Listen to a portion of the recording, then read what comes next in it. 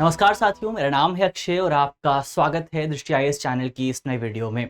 ये हमारा current affair revision का प्रोग्राम है जहां पर हम पिछले साल की जो भी इंपॉर्टेंट खबरें रही हैं उन खबरों को एक बार रिवाइज करने की कोशिश करेंगे ताकि प्रीलिम्स के एग्जाम में अगर कोई भी इंपॉर्टेंट खबर अगर आती है तो उसको सॉल्व करने में, उस सवाल को सॉल्व करने में आपको किसी भी तरह की समस्या का सामना ना करना पड़े। तो ये जो हमारी वीडियो है इसमें हम इकोनॉमिक्स को कवर कर रहे हैं, व्यवस्था का रिवीजन कर रहे हैं। तो जो भी इकोनॉमी की इंपॉर्टेंट खबरें हैं उनको यहां पर हम रिवाइज करने वाले हैं। तो चलिए इसी नोट के साथ वीडियो की शुरुआत करते हैं और सबसे पहले देखी जाए हमारी पहली खबर। तो सबसे पहले हमारी पहली खबर आप देखें, हमारी पहली खबर है वित्तीय समावेशन और डिजिटल नवाचार के लिए आरबीआई द्वारा सुधार। दरअसल आरबीआई के गवर्नर, जो हमारे रिजर्व बैंक के गवर्नर हैं, उन्होंने मौद्रिक नीति निर्णयों पर एक प्रेस कॉन्फ्रेंस की। उन्होंने एक जो है प्रेस कॉन्फ्रेंस का आयोजन किया, जिस कॉन्फ्रेंस के दौरान उन्होंने बेसिकली भारत में वित्तीय समावेशन को बढ़ावा देने, यानी फाइनेंशियल इंक्लूजन को बढ़ावा देने और डिजिटल फाइनेंस को और ज्यादा एनकरेज करने के लिए कुछ उपायों की बात की, कुछ बेसिकली मेजर्स के बारे में बताया। उन्होंने कौन कौन से मेजर्स उन्होंने बताए, कौन कौन सी बातें उन्होंने की, इसको अगर आप देखें तो सबसे पहले प्रस्तावों की अगर आप बात करें, पहला प्रस्ताव ये रहा कि अब आप यूपीआई के माध्यम से भी नगद जमा कर सकते हैं अपने अकाउंट में। तो एक ये डिसीजन, इंपॉर्टेंट डिसीजन है जो कि आरबीआई की ओर से लिया गया है। तो अब भारत के ग्राहकों को जल्द ही यूपीआई के माध्यम से बैंकों और एटीएम्स में अपना कैश जमा करने की सुविधा जो है वो प्राप्त हो जाएगी, उसका विकल्प उन्हें मिल जाएगा। अगर अभी वर्तमान समय में आप देखें तो वर्तमान समय में अगर अपने बैंक अकाउंट में पैसे जमा करने हैं तो या तो फिजिकली आपको बैंक जाना होता है, और अगर आप फिजिकली बैंक नहीं जाते हैं तो आप अपने डेबिट कार्ड का इस्तेमाल कर सकते हैं पैसे जमा करने के लिए। लेकिन अब जो आपका रिजर्व बैंक है वो ये भी व्यवस्था लाने वाला है कि आप अगर डेबिट कार्ड का इस्तेमाल नहीं करना चाहते हैं तो भी आप अपने यूपीआई का इस्तेमाल करते हुए अपने बैंक खाते में पैसे जमा कर सकते हैं। क्योंकि अधिकतर लोग अगर आपको देखने को मिलेंगे तो कई लोगों के पास जो है डेबिट कार्ड नहीं होता है, कई लोग जो है इस तरह के कार्ड इस्तेमाल नहीं कर पाते हैं। तो यूपीआई से, क्योंकि यूपीआई जो है कंपेरेटिवली ज्यादा प्रचलित हो रहा है, ज्यादातर लोगों के पास आपको यूपीआई देखने को मिलेगा, क्योंकि सबको पता है यूपीआई का इस्तेमाल कैसे होता है। आपके सामने एक कोड मौजूद है जिस कोड को आपको स्कैन करना है और फिर उसके बाद आप आसानी से उस कोड के माध्यम से पेमेंट रिसीव कर सकते हैं, पेमेंट जो है कर सकते हैं। तो ये बहुत सरल सी व्यवस्था है और इसी व्यवस्था लोग बहुत इस व्यवस्था से परिचित हैं और इसी का फायदा आरबीआई भी उठाना चाहता है। तो अब आरबीआई अपने ग्राहकों को यूपीआई के माध्यम से पेमेंट करने की, यूपीआई के माध्यम से कैश जमा करने की सुविधा प्रदान करने वाला है। यूपीआई की एक बार बात कर लें, यूपीआई क्या है? तो इसे national payment corporation of India यानी कि एनपीसीआई द्वारा विकसित किया गया है, जो कई बैंक खातों को एक ही मोबाइल एप्लीकेशन में इंटीग्रेट करता है। यानी कि आप केवल मोबाइल एप्लीकेशन के माध्यम से अलग अलग खातों को जो है आपस में जोड़ सकते हैं, उनमें पेमेंट कर सकते हैं और उस खाते में जो है पेमेंट रिसीव कर सकते हैं। ये आपका पहला कदम हुआ जो कि आरबीआई की ओर से उठाया गया है। अगले कदम को देखें तो अगला कदम यह है कि आप जो है प्रीपेड भुगतान उपकरणों यानी कि पीपीआई के लिए थर्ड पार्टी ऐप्स को यूपीआई तक पहुंचने की अनुमति दी गई है। इसका सरल सा मतलब क्या हुआ? इसका सरल सा मतलब यह है कि आपका जो पीपीआई है यानी कि जो प्रीपेड पेमेंट इंस्ट्रूमेंट्स हैं उनसे आप यूपीआई भुगतान जो है, अब जो आपके यूपीआई पेमेंट जो पीपीआई यूज करता है, यानी कि जो लोग, पीपीआई का बेसिकली मतलब है कि कार्ड का इस्तेमाल करना। तो आपके बैंक जो आपका कार्ड है, डेबिट कार्ड, क्रेडिट कार्ड, वो पीपीआई में आता है। आपका जो बैंक अकाउंट है वो भी आपका पीपीआई में आता है। तो जो आपके पीपीआई जारी करता है उनको प्रदान किए गए वेब या मोबाइल एप्लीकेशन का उपयोग करके किया जा सकता है। यानी कि अब आप अपने जो आपके पीपीआई यूजर्स हैं वो यूपीआई के माध्यम से भी भुगतान कर सकते हैं। आरबीआई ने उपयोगकर्ताओं को पीपीआई वॉलेट से यूपीआई भुगतान करने के लिए थर्ड पार्टी यूपीआई एप्स का उपयोग करने की अनुमति प्रदान कर दी है। पीपीआई की बात करें तो ये एक ऐसे इंस्ट्रूमेंट्स होते हैं, ऐसे फाइनेंशियल इंस्ट्रूमेंट्स हैं जो कि धन संग्रहित करने के बदले वस्तुओं और सेवाओं की खरीद, वित्तीय सेवाओं और प्रेषण की सुविधाएं प्रदान करते हैं। यानी कि बेसिकली इसमें क्या किया जाता है, पीपीआई का मतलब यह है कि यहाँ पहले पैसे आप जमा करते हैं, जैसे आप बैंक में पहले पैसे जमा करते हैं, फिर उस पैसे को आप जो है धीरे धीरे इस्तेमाल कर सकते हैं। डेबिट कार्ड में आप क्या करते हैं, डेबिट कार्ड आपके बैंक अकाउंट में पैसे जमा हैं और फिर आप कार्ड का इस्तेमाल करते हुए कहीं पर जाकर के पेमेंट कर सकते हैं, आप कहीं पैसे ट्रांसफर कर सकते हैं, तो आप कहीं से पैसे निकाल भी सकते हैं। तो इसको कहा जाता है पीपीआई। तो इसको लेकर के आरबीआई का इंपॉर्टेंट डिसीजन आया है।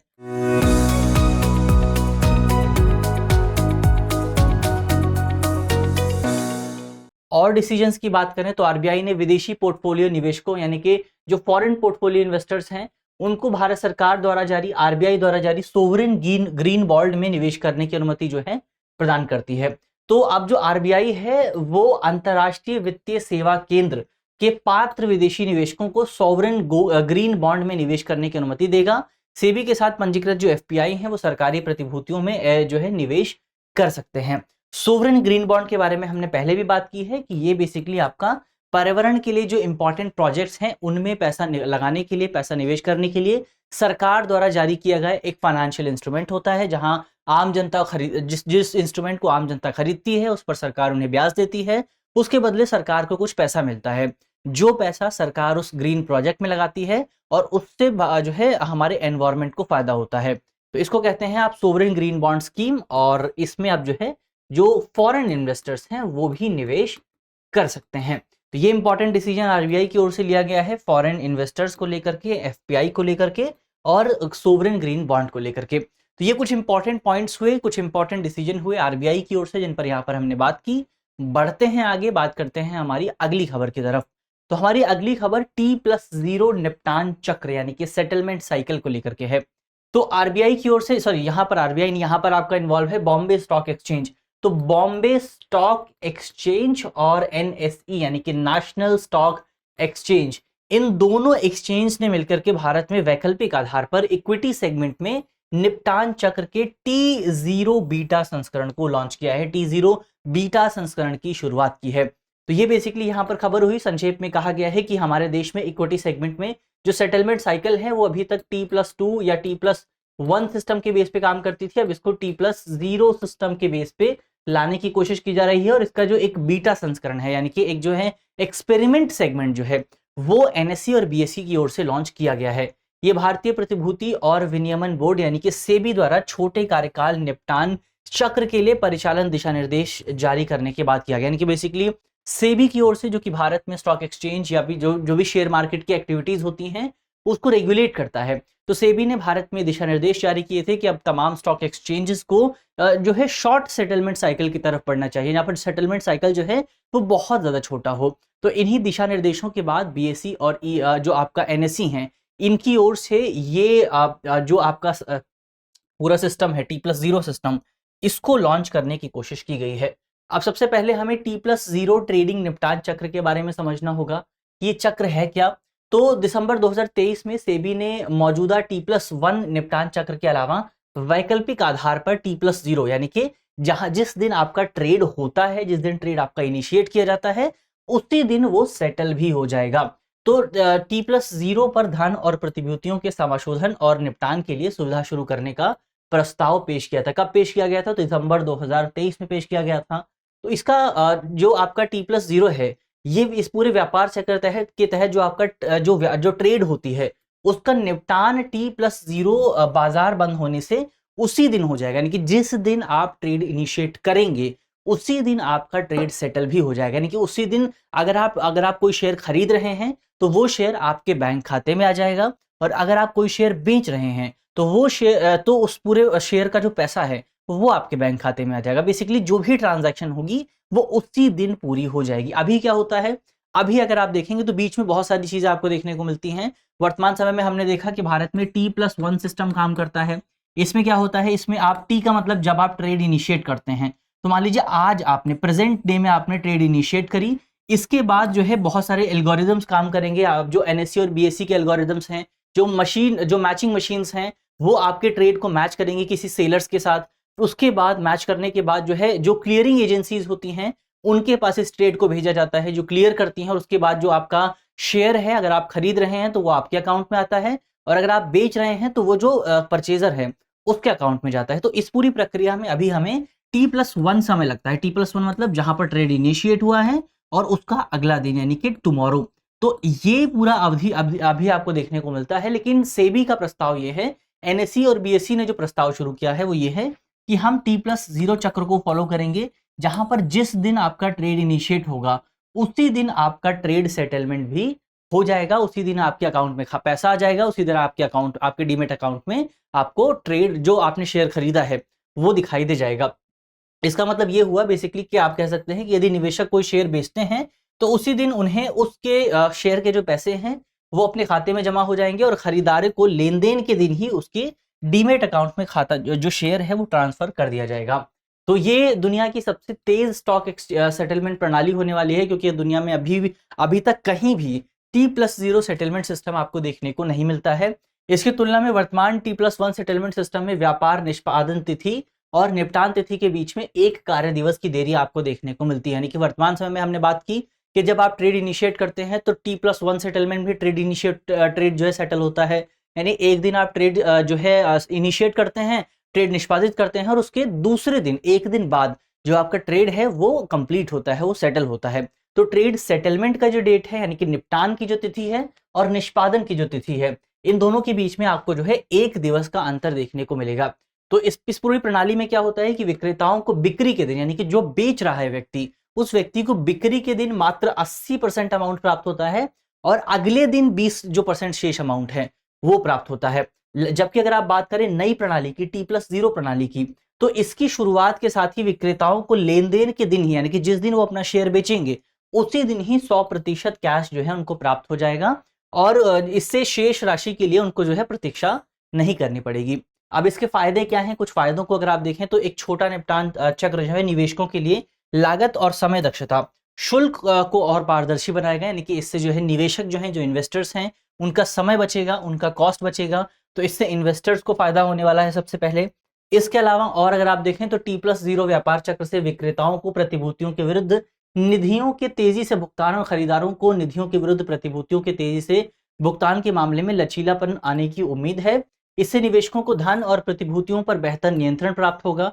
बेहतर नियंत्रण इस लिहाज से कि हमने पहले क्या देखा कि T+1 सेटलमेंट में क्या होता है कि जो 60% जो 80% अमाउंट है वो तो उसी दिन मिल जाता है, लेकिन 20% अमाउंट आपको अगले दिन मिलता है। तो अब मान लीजिए आपने 100 रुपए के शेयर बेचे थे, आपको 80 रुपए तो मिल गए, लेकिन 20 रुपए आपको कल मिलेंगे।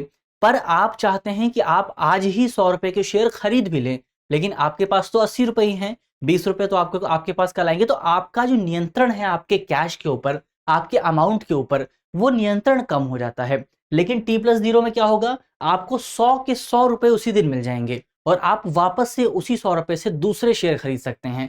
तो ये यहाँ पर आपको थोड़ा सा लचीलापन देखने को मिल जाता है। इसके अलावा प्रतिभूति बाजार पारिस्थितिकी तंत्र के लिए एक छोटा निपटान चक्र जो है वो प्रतिभूति बाजार में पूंजी को और ज्यादा मुक्त कर देगा। वही बात हमने करी कि आपकी जो कैश है वो फ्री हो गया है। आप एक बार जो है ट्रांजैक्शन करने के बाद आपका कैश फ्री हो जाता है और आप उस कैश को कहीं भी इस्तेमाल कर सकते हैं। लेकिन T+1 में क्या होता है, T+1 में आपका 20% जो कैश है वो अगले दिन आपके पास आता है और 20% कैश से आप और ज्यादा शेयर खरीद सकते थे। तो ये चीज यहाँ पर आपको और बेहतर तरीके से देखने को मिल जाएगी। तो इससे हमारे बाजार में और ज्यादा वृद्धि होने की उम्मीद आपको नजर आ सकती है। चलिए बढ़ते हैं आगे। अगली खबर को आप देखें तो हमारी अगली खबर जो है मध्य प्रदेश में भारत की पहली लघु स्तरीय LNG इकाई की शुरुआत की गई है, उसको लेकर के है। तो भारत की पहली लघु स्तरीय तरलीकृत प्राकृतिक गैस की इकाई जो है, इसका उद्घाटन केंद्रीय पेट्रोलियम और प्राकृतिक गैस मंत्री द्वारा मध्य प्रदेश में गेल इंडिया लिमिटेड के विजयपुर परिसर में किया गया। ये पहल विभिन्न क्षेत्रों में प्राकृतिक गैस के उपयोग को बढ़ावा देने और 2030 तक देश के प्राथमिक ऊर्जा मिश्रण में जो हमारा जो एनर्जी मिक्स होने वाला है उसमें LNG की जो हिस्सेदारी है उसको 15% तक बढ़ाने का जो सरकार का लक्ष्य है, उस लक्ष्य को प्राप्त करने में मदद करने वाली है। तो ये इंपॉर्टेंट हुआ, विजयपुर परिसर में शुरू किया गया है। गेल इंडिया का जो परिसर है विजयपुर का मध्य प्रदेश में, वहां पर पहली लघु स्तरीय तरलीकृत प्राकृतिक गैस इकाई का उद्घाटन किया गया है। अब LNG और SSLNG की बात करते हैं। सबसे पहले LNG आप देखें, लिक्विफाइड नेचुरल गैस। तो लिक्विफाइड नेचुरल गैस बेसिकली आपका जो है प्राकृतिक गैस ही होती है, लेकिन डिफरेंस बेसिकली ये होता है कि आपका इस प्राकृतिक गैस को आसान और सुरक्षित भंडारण और परिवहन के लिए, यानी कि इसको बेहतर ढंग से स्टोर करने के लिए और बेहतर ढंग से लंबी दूरी तक इसको ट्रांसपोर्ट करने के लिए इसको थोड़ा सा जो है शीतल अवस्था में लेके आया जाता है, इसको थोड़ा सा ठंडा किया जाता है। तो इसका तापमान बहुत ज्यादा होता है। इसका तापमान आपका जो है 260 फ़ारेनहाइट, -260 फ़ारेनहाइट से -160 फ़ारेनहाइट के बीच में, 160 डिग्री सेल्सियस के बीच में आपको देखने को मिल सकता है। तो इसी को आप कहते हैं LNG। तो एक तरह से आप कह सकते हैं कि जब आप नेचुरल गैस को बहुत ज्यादा ठंडा करते हैं, बहुत ठंडे तापमान पे रखते हैं, तो वो LNG बन जाती है, लिक्विफाइड नेचुरल गैस बन जाती है। संरचना की बात करें तो प्राकृतिक गैस का जो प्राथमिक घटक है वो मीथेन होता है, जिसमें इसकी संरचना जो है 70 से 90% हिस्से को कवर करती है। वैश्विक उपयोग की अगर आप बात करें तो प्राकृतिक गैस वैश्विक बिजली उत्पादन का लगभग 1/4 हिस्सा कवर करती है। हालांकि भारत में अगर आप इसकी हिस्सेदारी देखेंगे तो ये मात्र आपको 6.7% के आसपास दिखाई देगी। और सरकार का टारगेट कितना है? सरकार का टारगेट है कि 15% इसको लेकर के जाया जाए। शीर्ष उत्पादकों की अगर आप बात करें तो संयुक्त राज्य अमेरिका आपको इसके टॉप प्रोड्यूसर्स के मामले में दिखेगा। अमेरिका के बाद रूस का नंबर है और रूस के बाद ईरान आता है। तो एलएनजी कौन कौन उत्पादित करता है? पहले अमेरिका है, दूसरा रूस है और तीसरा ईरान है।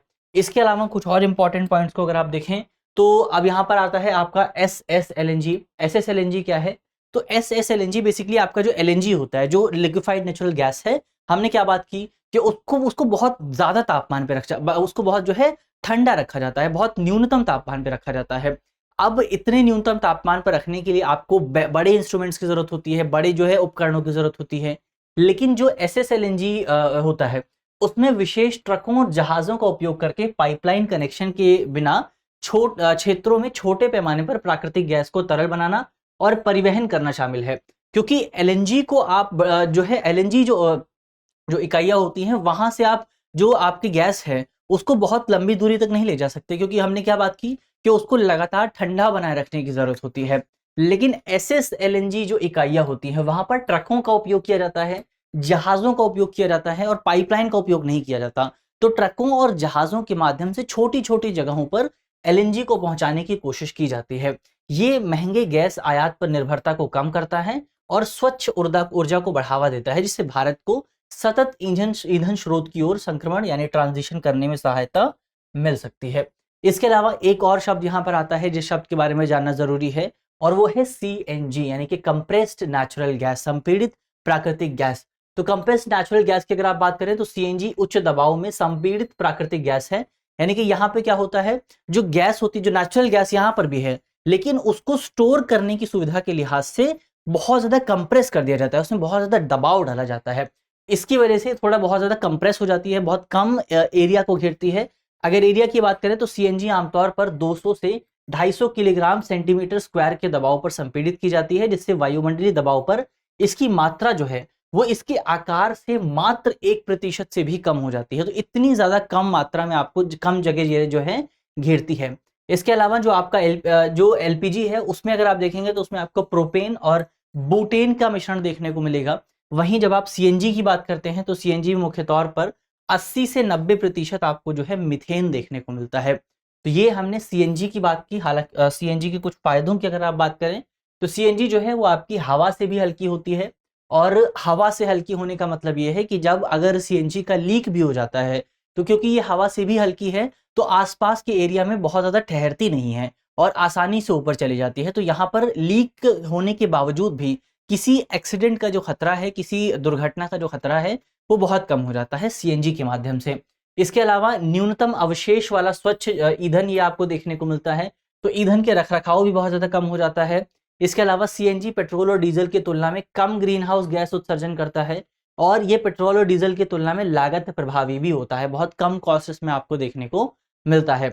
सीएनजी के नुकसान की अगर आप बात करें तो आपने देखा होगा कि जो सीएनजी वाहन होते हैं उनमें बेसिकली ईंधन जो टैंक होता है वो बहुत बड़ा होता है। तो सीएनजी वाहनों में बड़े ईंधन टैंक की आवश्यकता होती है, ये किसका बड़ा नुकसान है। इसके अलावा जो भारण क्षमता होती है प्रति वाहन वो बहुत कम होती है। एक बार में आप बहुत कम सीएनजी कैरी कर सकते हैं, और एक बार में कम सीएनजी कैरी करने का मतलब ये है कि आपका वाहन बहुत दूर तक नहीं जाएगा। इसके अलावा फिलिंग स्टेशंस बहुत ज्यादा कम है। अगर आप देखेंगे तो भारत में आपको बहुत कम स्टेशंस ऐसे मिलेंगे जहां पर खासतौर पर जो ग्रामीण इलाके हैं, जो दूर दराज के इलाके हैं, वहां पर बहुत कम स्टेशंस ऐसे हैं जहां पर आपको सीएनजी फिलिंग करने की सुविधा भी देखने को मिल जाएगी। इसके अलावा जो पुराने वाहन हैं वहां पर सीएनजी लगाना बहुत ज्यादा चुनौतीपूर्ण होता है, तो पुराने वाहनों में आप सीएनजी का इस्तेमाल नहीं कर सकते हैं।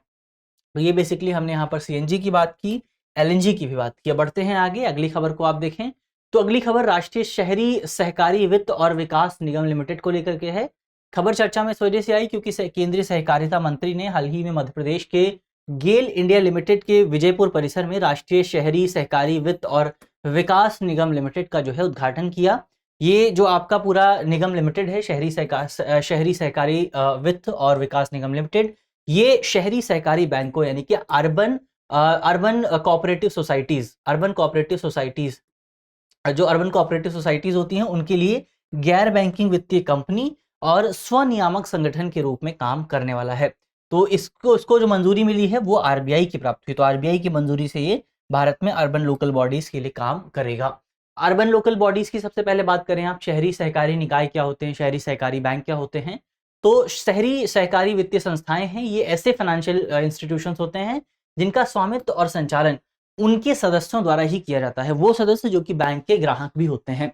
दरअसल क्या होता है इसमें बेसिकली आपके कुछ लोग एक साथ इकट्ठा होते हैं और वो लोग बेसिकली कुछ पैसा इकट्ठा करते हैं और फिर उस पैसे को आपस में ही एक दूसरे को लोन दिया जाता है, या कोई दूसरा मेंबर बनता है उसको मेंबर बनाया जाता है, फिर उसके बाद उसको लोन दिया जा सकता है। तो ये चीज आपको यहाँ पर देखने को मिलती है अर्बन कोऑपरेटिव सोसाइटीज में। लोग किसी गांव या विशेष समुदाय की वित्तीय जरूरतों का समर्थन करने के लिए संसाधनों को एकत्र करते हैं और फिर उनको ऋण जैसी सुविधा जो है प्रदान की जाती है। तो अगर आपको इसमें क्या किया जाता है, मान लीजिए आपको जो है 1 लाख रुपए की जरूरत है, अब इसमें क्या करेंगे आप 10 लोगों को आपस में इकट्ठा करेंगे और उसके बाद आप हर एक व्यक्ति से 10,000 रुपए ले लेंगे और आपने वो जो आप फिर उसके बाद आप एक बैंक बनाएंगे और उस बैंक से अपने आप को लोन दिला देंगे। तो आपको क्या मिल गया, आपको लोन मिल गया, 10,000 लोगों ने, आप उन 10,000 लोगों को थोड़ा बहुत इंटरेस्ट मिल जाएगा, उन जो 10 लोग हैं उनको थोड़ा बहुत उनके 10,000 रुपए पे इंटरेस्ट मिल जाएगा। तो ये इस तरह से पूरा सिस्टम जो है आपका काम करता है। ये जो अर्बन लोकल बॉडीज हैं, ये अर्बन कोऑपरेटिव बॉडीज हैं, ये शहरी और अर्ध शहरी क्षेत्रों में स्थित प्राथमिक सहकारी बैंक के तौर पर काम करते हैं। इनका जो इतिहास जुड़ा हुआ है वो ब्रिटेन और जर्मनी से जुड़ा हुआ है और भारत में इस आंदोलन की शुरुआत 19वीं सदी के अंत में आपको देखने को मिली थी। और जो भारत का पहला शहरी सहकारी बैंक था वो अक्टूबर 1904 में तत्कालीन मद्रास प्रांत के कांजीवरम यानी कि कांचीपुरम में रजिस्टर किया गया था। 1904 में रजिस्टर हुआ था मद्रास प्रांत के कांजीवरम में यानी कि कांजीपुरम में। इसके अलावा नियामक की अगर आप बात करें तो इसको आरबीआई द्वारा बैंकिंग विनियमन अधिनियम 1949 की धारा 22 और 23 के माध्यम से जो है विनियमित किया जाता है। 4 टायर्स आपको देखने को मिलते हैं, 4 टियर संरचना आपको देखने को मिलती है। टियर 1 में 100 करोड़ रुपए से रुपए तक जमा वाले यूसीबीज यानी कि अर्बन कोऑपरेटिव बॉडी शामिल होती हैं। टियर 2 में 100 करोड़ रुपए से लेकर के 1000 करोड़ रुपए तक के बीच की जो जमा राशि होती है वैसी यूसीबी शामिल होती हैं। टियर 3 में 1000 करोड़ से लेकर के 10,000 करोड़ रुपए की अमाउंट वाली अर्बन कोऑपरेटिव बॉडीज, और टियर 4 में 10,000 करोड़ रुपए से लेकर के इसके ऊपर की जो भी यूसीबीज हैं वो सारी टियर 4 में आपको दिखाई दी जाएंगी। तो ये हमने यहाँ पर बात की कि आपका जो अर्बन कोऑपरेटिव बॉडीज हैं वो किस तरह से काम करती हैं। इनके प्रमुख मुद्दों की अगर आप बात करें तो सबसे पहले जो इश्यूज है वो है आपका हाई एनपीए का इशू। तो इनके बीच में आपको जो नॉन परफॉर्मिंग एसेट की संख्या है वो कंपैरेटिवली ज्यादा देखने को मिलेगी, क्योंकि यहाँ पर जो क्रेडिट मूल्यांकन प्रथाएं हैं, जो प्रैक्टिसेस हैं वो बहुत खराब होती हैं और जोखिम प्रबंधन जो होता है वो बहुत खराब तरीके से किया जाता है। तो ये एक समस्या, एनपीए की समस्या यहाँ पर आपको देखने को मिलेगी। इसके अलावा टेक्नोलॉजी बहुत ज्यादा नहीं अपनाई जाती है, सीमित प्रौद्योगिकी आपको देखने को मिलती है।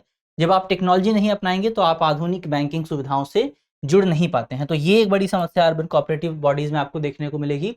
इसके अलावा धोखाधड़ी और कुप्रबंधन के मामले भी आपको देखने को मिलते हैं।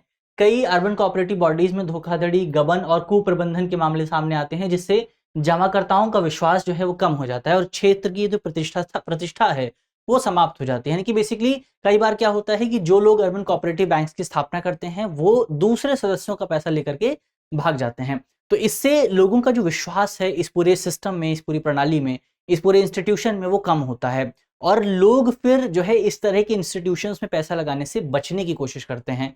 तो ये इसके लिए एक बड़ी समस्या के तौर पर सामने आता है। इसके अलावा यहाँ पर हमने एक निकाय की भी बात की थी, NUCFDC। इसकी भूमिका को अगर आप देखें तो इसका प्राथमिक लक्ष्य है कि वित्त पोषण सहायता, तकनीकी सहायता और क्षमता निर्माण सेवाएं प्रदान करके अर्बन कोऑपरेटिव बॉडीज के सामने आने वाली चुनौतियों को दूर करना और इसके अलावा जोखिम प्रबंधन प्रथाओं को मजबूत करना, ताकि वो उनका जो एनपीए है उस एनपीए को कम किया जा सके।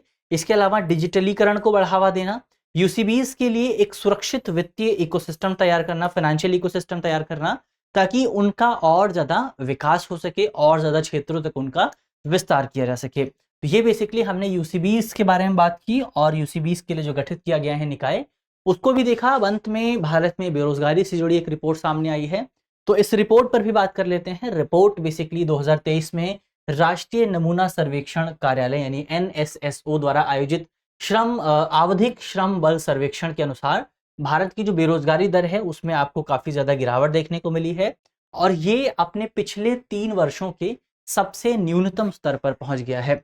रिपोर्ट की मुख्य बातों को अगर आप देखें, भारत में सबसे पहले बेरोजगारी को लेकर के बात की गई है, जो ये बताता है कि 15 वर्ष और उससे अधिक आयु के व्यक्तियों के लिए बेरोजगारी दर 2023 में जो थी वो उसमें आपको 3.1% की गिरावट देखने को मिली, जो कि 3 वर्षों में सबसे निचले स्तर पर पहुंच गई है। ये गिर करके बेसिकली आपका 3.1% के पास पहुंच गई है। 2022 में जो भारत में बेरोजगारी दर थी युवाओं के बीच में वो 3.6% के आसपास थी और 2021 में ये 4.2% के आसपास आपको नजर आई थी। तो इस बार 2023 में भारत में युवाओं के बीच में जो बेरोजगारी दर है वो काफी नीचे आ गई है। भारत में युवाओं के बीच में जो है रोजगार दर में आपको बढ़ोतरी देखने को मिली है। महिलाओं के बीच में बेरोजगारी दर की आप बात करें तो 2022 में ये 3.3% के आसपास थी, 2021 में 3.4% के आसपास थी और 2023 में इसमें गिरावट आई है और ये 3% यानी 3% के आसपास पहुंच गई है। पुरुषों के बीच बेरोजगारी की अगर आप बात करें 2022 में 3.7% के आसपास थी, 2021 में 4.5% के आसपास थी और 2022 में गिर करके 3.2% के आसपास पहुंच गई है। रोजगार परिदृश्य में सुधार को अगर आप देखें तो यहाँ पे कहा गया है कि लॉकडाउन हटने के बाद से आर्थिक गतिविधियों में वृद्धि हुई है और कोविड-19 महामारी के प्रभाव के बाद रोजगार परिदृश्य में आपको सुधार देखने को मिला है। शहरी क्षेत्रों में अगर आप बात करें तो बेरोजगारी 2022 में 5.9% के आसपास थी, 2021 में 6.5% से घट करके अब ये 2023 में 5.2% के आसपास पहुंच गई है। इसके अलावा ग्रामीण क्षेत्रों में अगर आप बात करें तो 2022 में बेरोजगारी 2.8% के आसपास थी, 2021 में बेरोजगारी 3.3% के आसपास थी और अब ये 2023 में घट करके 2.4% के आसपास पहुंच गई है।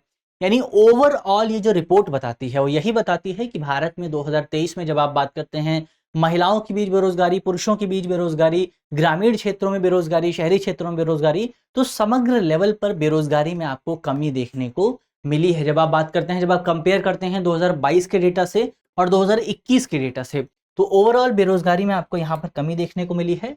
इसके अलावा आर्थिक विकास के डेटा को लेकर भी यहाँ पर बात की गई है कि सकारात्मक रोजगार डेटा 2023-24 की तीसरी तिमाही में भारत की जो आर्थिक वृद्धि है वो बढ़ करके 8.4% होने की उम्मीद बन गई है। यानी कि भारत, क्योंकि अब रोजगार में बढ़ोतरी हुई है तो ये भी उम्मीद जाहिर की जा रही है कि हमारा जो आर्थिक विकास है उसमें भी आपको बढ़ोतरी देखने को मिल सकती है और इसमें भी विनिर्माण, खनन और उत्खनन ये जो क्षेत्र हैं ये इंपॉर्टेंट रोल प्ले करने वाले हैं। विनिर्माण यानी कि कंस्ट्रक्शन सेक्टर, खनन और उत्खनन यानी कि माइनिंग सेक्टर, ये इंपॉर्टेंट रोल प्ले करते हुए आपको नजर आ सकते हैं। चलिए, इसके अलावा मैन्युफैक्चरिंग सेक्टर, निर्माण क्षेत्र जो है ये मैन्युफैक्चरिंग सेक्टर को दर्शाता है, ये भी एक इंपॉर्टेंट रोल यहाँ पर प्ले कर सकता है। बेरोजगारी की एक बार बात करें, बेरोजगारी क्या होती है, तो बेरोजगारी बेसिकली उस स्थिति को संदर्भित करती है जहां काम करने में सक्षम व्यक्ति सक्रिय रूप से रोजगार की तलाश तो कर रहे हैं लेकिन उन्हें उपयुक्त नौकरियां प्राप्त करने में समस्याएं आ रही हैं। यानी लोग काम तो करना चाहते हैं लेकिन काम करने की इच्छा के बावजूद भी उनको काम नहीं मिल पा रहा। ऐसी स्थिति को आप कहते हैं बेरोजगारी। तो अब इस परिभाषा से आप समझ सकते हैं कि बेरोजगारी की डेफिनेशन में उस व्यक्ति को शामिल नहीं किया जाएगा जो कि काम करना ही नहीं चाहता। यहाँ पर केवल उसी व्यक्ति को शामिल किया जाएगा जो कि काम करना चाहता है लेकिन इस इच्छा के बावजूद भी उसको काम नहीं मिल पाता। तो ये बेसिकली यहाँ पर हमने बेरोजगारी की डेफिनेशन को देखा, बेरोजगारी को मापा कैसे जाता है उसको आप समझें। तो बेरोजगारी की गणना जो है इस प्रकार आप कर सकते हैं कि सबसे पहले आपको बेरोजगार श्रमिकों की संख्या को लेना होगा, उसे आप कुल श्रमिक बल से डिवाइड कर देंगे, फिर आप उसको 100 से जो है मल्टीप्लाई कर देंगे। इससे आप भारत में बेरोजगारी दर को प्राप्त कर सकते हैं। और यहाँ पर जो कुल श्रम बल लिखा हुआ है इसमें नियोजित और बेरोजगार व्यक्तियों की संख्या को आप शामिल कर सकते हैं। यानी ओवरऑल मान लीजिए कि आपकी इकोनॉमी में जो है 20 लोग बेरोजगार हैं और मान लीजिए आपकी इकोनॉमी में 100 लोग रहते हैं। अब इन 100 लोगों में से मान लीजिए 20 लोग बेरोजगार हैं और टोटल 80 लोगों के पास जॉब है और 20 लोग यहाँ पर बेरोजगार आपको नजर आएंगे। इसको आपको मल्टीप्लाई करना है 100 से। अब क्या कैलकुलेशन निकल करके आती है, ये हो गया आपका 20, इससे आप इसको डिवाइड कर देंगे, यहाँ पे बचा आपका 20%। यानी आपकी इकोनॉमी में 20% की बेरोजगारी जो है मौजूद है। तो इस तरह से आप बेरोजगारी को अपनी इकोनॉमी में कैलकुलेट कर सकते हैं। इसके अलावा बेरोजगारी के कुछ कारणों को अगर आप देखें, प्रमुख कारण क्या है। सबसे पहला कारण है जनसंख्या का आकार। हमारे देश में जो आबादी है वो हालिया डेटा ये बताती है कि 140 करोड़ के आसपास है। तो इतनी बड़ी आबादी में जो युवाओं की संख्या है वो भी बहुत ज्यादा है और ऐसे में जो रोजगार के अवसर हैं वो कंपैरेटिवली कम नजर आते हैं। तो सबसे पहले आबादी हमारी बहुत बड़ी है। कौशल की भी एक समस्या आपको हमारी इकोनॉमी में देखने को मिलेगी कि हमारा जो कार्यबल है वहाँ पर नौकरी की जो डिमांड होती है, यानी काम की जो डिमांड होती है, उस डिमांड को ही लोग पूरा नहीं कर पाते हैं। कई लोगों को मेल भेजना नहीं आता, कई लोगों को जो मामूली से सॉफ्टवेयर्स होते हैं वो भी चलाने नहीं आते हैं। ये समस्याएं भारतीय युवाओं में अक्सर आपको देखने को मिल जाएगी। हम कॉलेज जाते हैं, कॉलेज की पढ़ाई करते हैं, लेकिन इस पढ़ाई के दौरान हमें यही नहीं सिखाया जाता कि आपको अपना रिज्यूमे कैसे तैयार करना है। कई युवा आपको ऐसे मिलेंगे जो कि अपना खुद का रिज्यूमे भी तैयार नहीं कर सकते हैं। उस रिज्यूमे को मेल करना तो एक बड़ी बात है। तो ये चीज़ हमें युवाओं को सिखाने की ज़रूरत है कि नौकरी कैसे प्राप्त की जाए।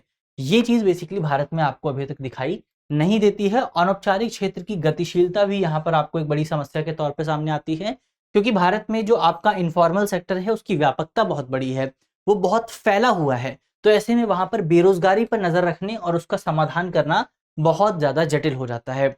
इसके अलावा सरकार पॉलिसीज़ तो लेकर के आती है, लेकिन उस पॉलिसी का इम्प्लीमेंटेशन सही ढंग से नहीं किया जाता। उस पॉलिसी को हम सही ढंग से इम्प्लीमेंट नहीं कर पाते हैं और इम्प्लीमेंटेशन बेहतर ना होने की वजह से युवाओं को उस पॉलिसी का कोई फ़ायदा नहीं मिलता है। इसके अलावा वैश्विक प्रभाव भी आपको देखने को मिलते हैं, जैसे व्यापार गतिशीलता और भू राजनीतिक बदलाव। ये तमाम चीज़ें भी भारत में आपको रोज़गार के परिदृश्य में प्रभाव डालती हुई नज़र आ जाएँगी। तो यहाँ पर जो हमारा तमाम खबरें थी इस पूरी वीडियो की वो समाप्त होती हैं और ये हमारी इस पूरी सीरीज़ की आखिरी वीडियो थी। तो पूरी सीरीज़ आपको कैसी लगी वो आप कमेंट करके ज़रूर बताइएगा। अगर आपको वीडियो पसंद आई है तो अपने दोस्तों के साथ शेयर कीजिए, अपने साथियों को भी इस वीडियो के बारे में बताइएगा। मिलते हैं आपसे किसी दूसरे प्रोग्राम में, तब तक के लिए अपना ख्याल रखिए, ध्यान रखिए, पढ़ते रहिए। धन्यवाद।